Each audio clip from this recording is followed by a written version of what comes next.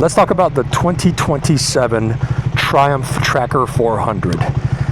It's really easy to talk about big, powerful motorcycles because that's where all the excitement is, right? If you have 150 to 200 horsepower under you on a bike that weighs less than 400 pounds, you just get excited about all the numbers and all the features and benefits of all that extra horsepower that comes along with the purchasing power of something like that. And let's be honest, if you got $20,000 laying around, you can get something from almost any of the big manufacturers that'll really set your shoes on fire.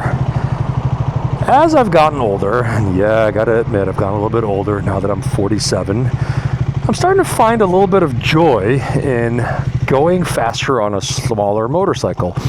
And so it's given me a little bit of pause to look at things like this little beauty. The 2027 Tracker 400 is back down to the basics. You have a bike that weighs less than 400 pounds, making just under 42 horsepower, and it costs a whopping $6,000 US. Now, the idea that you can get an English Marquis for $6,000 is pretty fantastic. And here we are in the really, really cute, well-built 400cc motorcycle that will get anyone anywhere. I'm a 6-foot-ish, 230-ish pound rider who's been riding for, better part of 30 years. As I said earlier, as I've gotten older, I've really sort of fallen deeply in love with the idea of going faster on a smaller motorcycle. And, Triumph and these other brands like KTM and Husky keep bringing out motorcycles in this size to kind of make motorcycling sexy to people who don't want to spend a stupid amount of money. And let's not forget the beginner rider that this thing is pretty much perfect for. And that's really, I guess, the question to ask. Who are they aiming at with something like this? Is it someone like me who's got 30 years of experience? Maybe. If I was budget minded, then yes, 100%. This thing being a sub 400cc motorcycle is going to get really, really great gas mileage. It's funny, they actually gave it to me with 2 bars on the gas gauge, and I'm not even worried about it. I think this thing probably gets 70 to 80 miles per gallon if I was to ride it the way I am right now. And that's really kind of the beauty of this. You can ride it and not worry too much about an insane amount of wear and tear, and still have a beautiful bike by a beautiful brand that's got a lot of heritage and history behind it. So what do you get for that? Well, you get a bike with ABS, you get a bike, that's really it.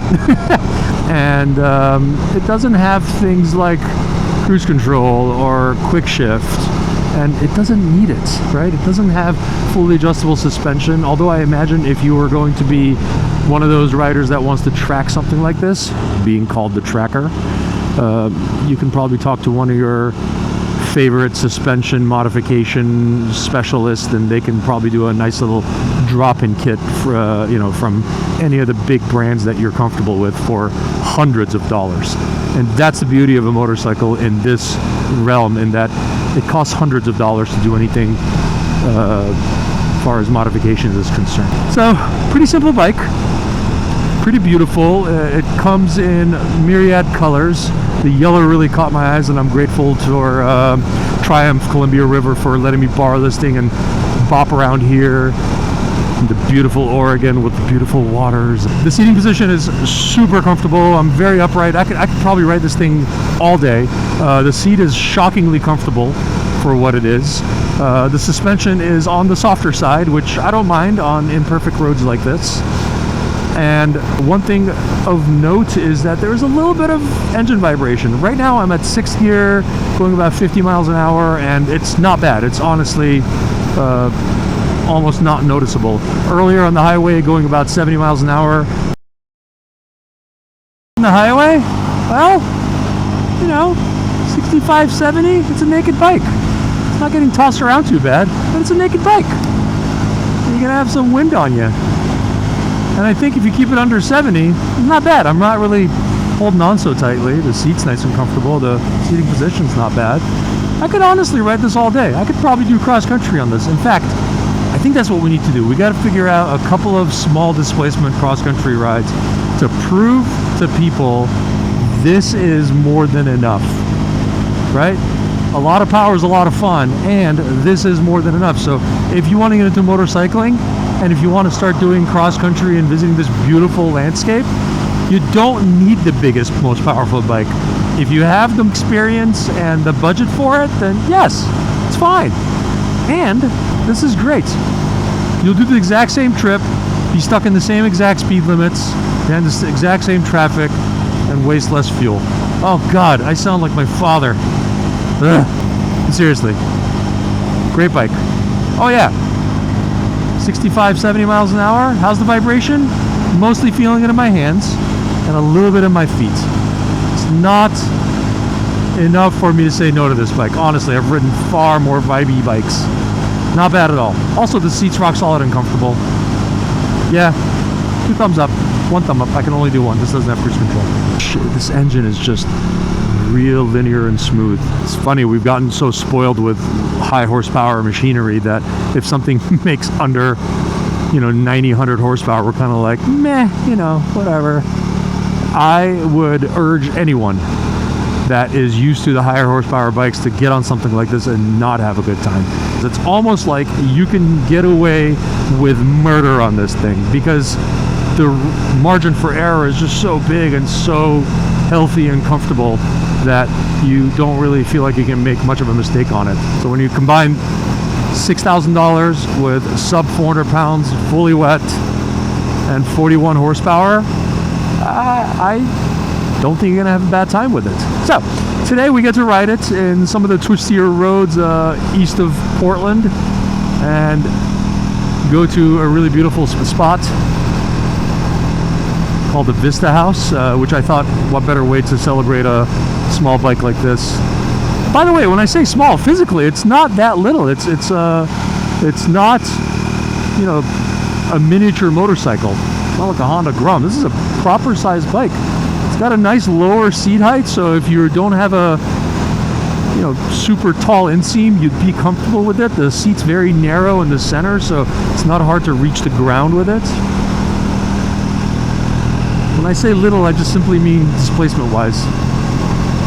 Man, what an absolute treasure it is to ride. By the way, if you have a really interesting motorcycle and you want me to ride it and talk about it, I'd be super duper happy. So hit me up in the DMs and bear with me while I go through them, and I will see where you are, especially if you're in the greater Portland area, and we can somehow meet and I can ride one of your cool motorcycles and go talk about it. What a gorgeous day. Can't go wrong with it. Triumph has been in the Bonneville game for a long time, and they're sort of ubiquitous with that classic style motorcycle. And if I was a kid and you hand me a marker and a piece of paper and told me to draw a motorcycle, I would probably draw either a full fairing sport bike or kind of a classic style motorcycle, which happens to look a lot like a Triumph Bonneville. They've been doing this for a long time, and they still have the Bonneville lineup, so it's really neat to see them, dive into the 400cc realm of the Bonneville series.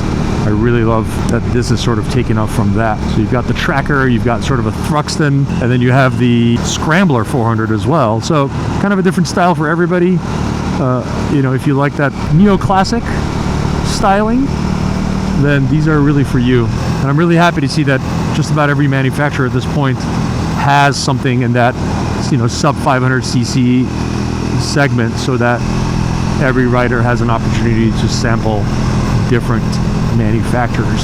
Something really cool about riding a Triumph, just unanimous with classy English design, and you feel special whether it's a 400 or a 1200, or hopefully soon we get to ride the big Rocket with its massive 2.3 liter, I believe it's 2.5 liter now, inline 3.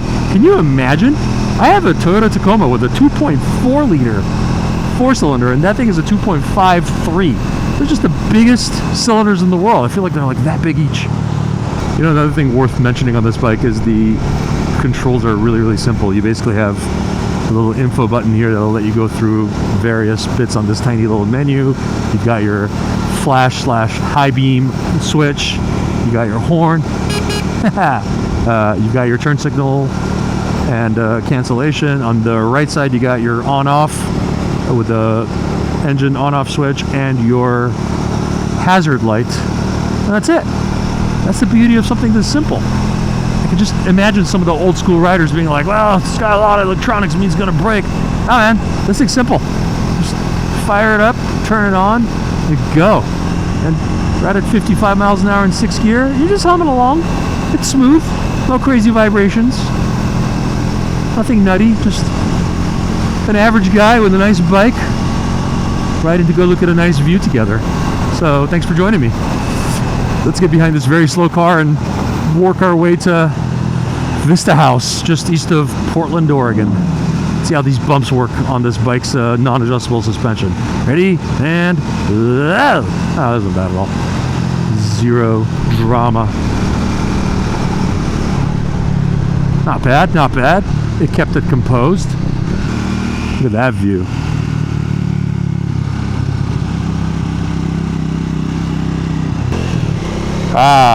Beautiful day in Oregon, riding the back twisty roads on a 400cc motorcycle.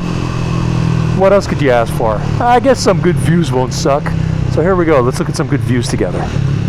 Where are we? We're at the Vista House at Crown Point, looking at the beautiful